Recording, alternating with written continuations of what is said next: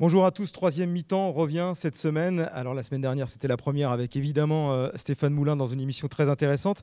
Et on a décidé en ce début de saison de vous présenter les nouvelles têtes d'Angesco. Et il y en a plusieurs, c'est-à-dire les recrues. Et on a décidé de... Bon, on n'a pas pris ni par ordre alphabétique, ni par âge, mais voilà, on avait décidé de commencer par toi, Yorick Ravet, bonjour. Bonjour. Merci d'avoir répondu à l'invitation, toi qui es prêté par la Saint-Etienne. Alors, avant que j'oublie, j'en profite pour te souhaiter un bon anniversaire parce qu'en préparant, j'ai regardé les fiches. On est aujourd'hui le 13 et tu as eu 22 ans hier, c'est ça? 23 hier. 23 hier. 23 Je te hier. rajeunis un petit peu. Ouais, c'est Ouais, c'est gentil. encore tout jeune. Voilà, vous l'avez fêté un petit peu avec les Ouais, gars. avec les Ouais. gars, hier, on a fait un petit pot, c'était sympa. D'accord, ok. Alors, toi qui es isérois, on peut dire pur jus, on va parler un petit peu de ta carrière avant de parler du SCO. Tu as tout fait là-bas à Grenoble. Tu es né à Ouais. côté de Grenoble, c'est ça? Je suis né à Échirolles, ouais, mais j'ai toujours vécu dans Grenoble, ouais, dans Grenoble. Et puis bah, j'ai commencé le foot au Nord-Cap Olympique. C'était un bon club à l'époque qui a fusionné ensuite avec l'OGI pour donner le GF38. Et après, bah, j'ai fait toutes mes classes de formation là-bas jusqu'à ce que M. Bazdarevich m'appelle avec les pros.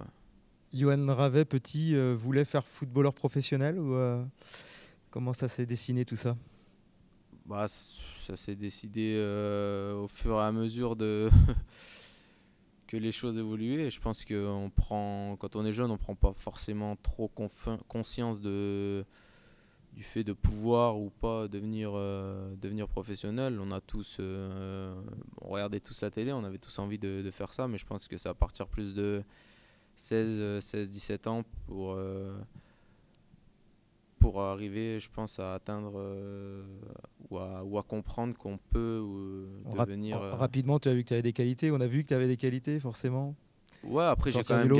j'ai quand même pas Ouais. mal galéré au centre de formation. Ouais, je sais pas, on m'avait quand même recalé à un moment donné. Donc c'est vrai que ça m'avait quand même marqué. Puis bah, après, j'ai rien lâché. Et puis ça a marché, on va dire. Quand on est recalé comme ça, il y a deux chemins. Soit on arrête, on se dit je suis pas fait pour ça, ou soit on a une capacité, un caractère qui va te pousser à aller au bout. Toi, tu es Ouais, plutôt voilà. du style à rien lâcher. Ouais, voilà. Puis j'avais aussi quelqu'un qui me connaissait bien, qui était à la formation, qui s'appelle Olivier Sargaglia, maintenant, qui est entraîneur de l'équipe 1 à Grenoble. C'est vrai qu'il me connaissait bien et c'est lui on va dire, qui m'a réintégré dans le cursus et ça m'a permis après d'éclater et puis de montrer ce que je pouvais faire quand je suis allé avec les pros. Alors avec les pros, Grenoble, c'est une aventure en même temps extraordinaire, mais rapide, trop rapide, trop courte. Ouais, j'ai quand même vécu des super moments parce que j'ai quand même je me suis entraîné quand même quasiment toute l'année avec le groupe qui est monté en Ligue 1. J'avais à peine 18 ans. Je découvrais ce monde, donc c'était quand même assez fabuleux pour un mec issu de Grenoble de pouvoir découvrir ça, Grenoble, la Ligue 1, 65 ans après. Donc c'est vrai que c'était assez sympa. Puis après la première année en Ligue 1, ça s'est très bien passé. On a fait une super saison. L'engouement du public, pardon, était exceptionnel. Donc c'est vrai que c'était assez fabuleux. Puis bah, après, on connaît tous la suite avec les problèmes qu'il y a eu, la seconde année et notre début de saison totalement loupé. Donc c'est vrai que c'était pas facile à vivre, mais je pense que ça m'a beaucoup servi ces moments-là. Et puis ben, je m'en sers aujourd'hui et j'ai pas envie de revivre ce genre de moments. Tiens, Grenoble, ça en est où d'ailleurs en ce moment, ça joue en quoi? Parce que c'est vrai que on a un petit peu oublié ce club, il est un peu disparu de la circulation, Paris est de la Ouais, carte, mais pas loin malgré ouais, ce ouais. Ils stade sont incroyable. en CFA, bah, dans la même poule que Strasbourg, un autre club aussi qui est tombé bas. Strasbourg, Grenoble en CFA. Ouais. Ouais, donc ouais, ils sont en CFA, ils n'ont pas fait un bon début de saison. Là, je suis un peu Ouais. leur performance. Je connais encore pas mal de monde là-bas, donc c'est vrai que j'espère qu'ils vont vite relever la tête et faire un bon championnat. Alors après Grenoble, il y a l'appel du pied d'un club de Ligue 1 qui est Saint-Etienne. Mm. J'ai vu qu'il y avait Nice aussi qui était éventuellement intéressé là. Il y a eu plusieurs touches à l'époque. Ouais, il y avait Saint-Etienne et Nice. C'était en janvier. Bah, c'était déjà à l'époque, au Mercato, l'année où on est descendu de Ligue 2 à Ligue 1. Ouais, de Ligue 1 à Ligue 2, pardon. Et bah, ça n'avait pas pu se faire. Puis j'étais resté à Grenoble les 6 mois. Et puis bah, en janvier, il y avait Nice avec qui j'ai vraiment failli signer là-bas. Puis au dernier moment, Saint-Étienne m'a relancé. Et puis ben, Là, c'est toi qui choisis par ouais, rapport c'est moi qui a à choisi. l'image des deux clubs. Puis j'étais jamais parti loin de Grenoble. Donc c'est Ouais, vrai que ça restait dans la Saint-Étienne, région. ça restait dans la région. Puis je pense que c'était bien pour moi de découvrir un très grand club, je pense. Ouais, c'est vrai que ça parle plus Ouais, que l'OGC Nice. après c'est des choix. Après, peut-être qu'à Nice, Hmm.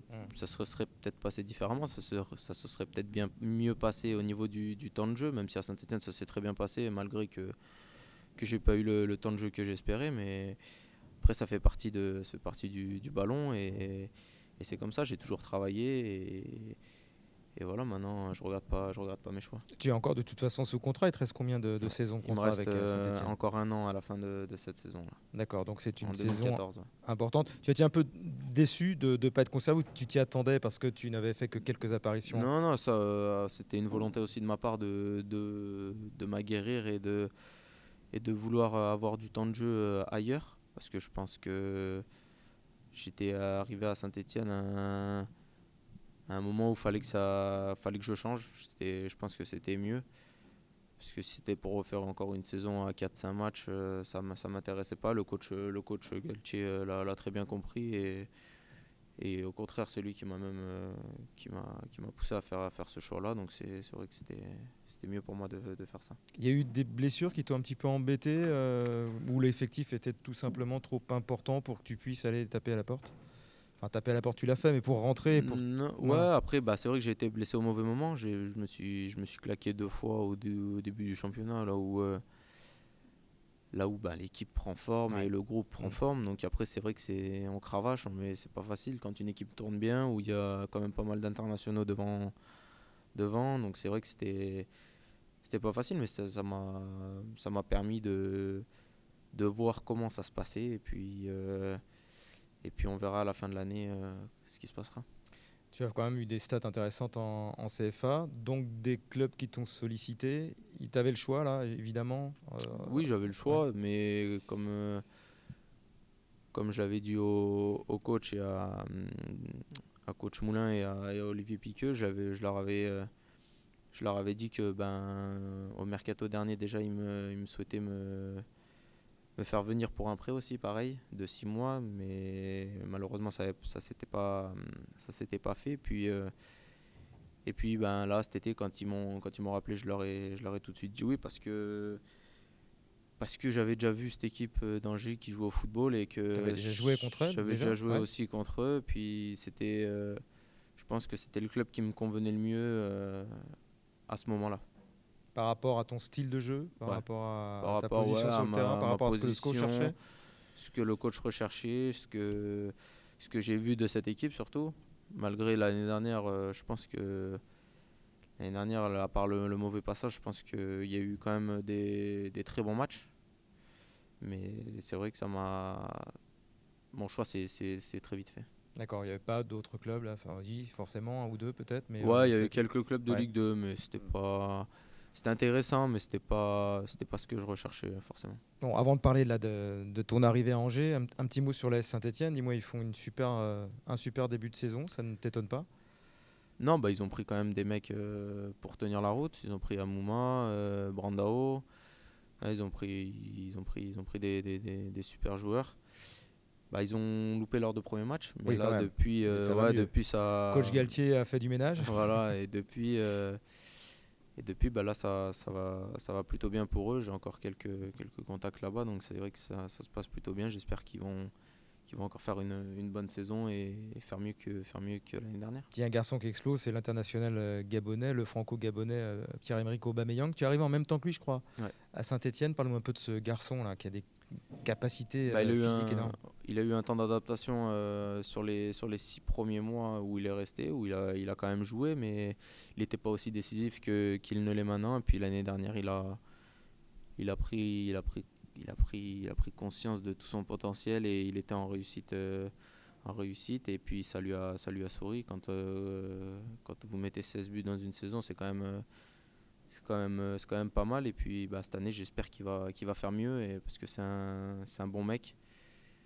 Et voilà, donc j'espère qu'il va continuer à travailler pour battre ces 15 ou 16 buts qu'il a mis l'année dernière. 16 buts, je crois, ouais. Ouais. Quand on est prêté comme ça, on se sent toujours quand même faire partie de la famille stéphanoise.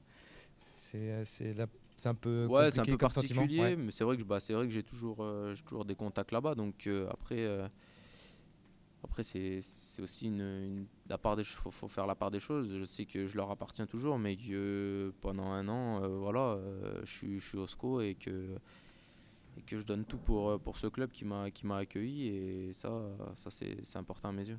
Alors, avant de passer dans la deuxième partie, vraiment de parler du SCO, un mot du coach Galtier. Tu sais qu'il est passé un an à Angers. Vous en avez parlé ensemble ou... Non, on n'a Non. pas parlé. Non, on n'a pas parlé, mais j'ai su qu'il était passé par Angers.